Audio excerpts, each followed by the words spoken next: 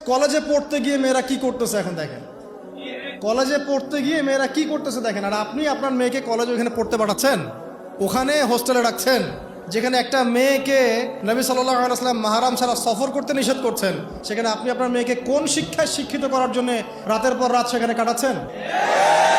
আর তারা নিজেরাই বলছে যে মেয়েদেরকে ফোর্সফুলি যৌন কাজে বাধ্য করা হচ্ছে।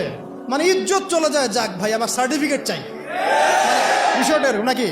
ইজ্জত যাক, কতজন আমার সাথে কি করে করুক, বাট আমার একটা সার্টিফিকেট চাই, একটা অনার্সের একটা মাস্টার্সের সার্টিফিকেট চাই। এটা দিয়ে আমি বিসিএস ক্যাডার হব, এটা দিয়ে আমি প্রাইমারি স্কুলের টিচার হব, এটা দিয়ে আমি জাতি গঠন করবো নাকি? পরে এরাই তো আপনার ঘরে বউ হিসেবে আসবে, মানে আপনার কি অবস্থা হবে চিন্তা করেন এখন।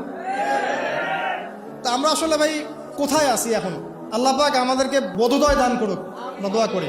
তবে একটা হাদিস না বললে আমি এখান থেকে সরতে পারতেছি না। এই কথাই নবী সাল্লাল্লাহু আলাইহি ওয়াসাল্লাম বলেছেন, হুবাহু এই কথাই, একদম এটাই, যে ফিতনা ধেয়ে আসছে, লা ইলাহা ইল্লাল্লাহ, ফিতনা ধেয়ে আসছে।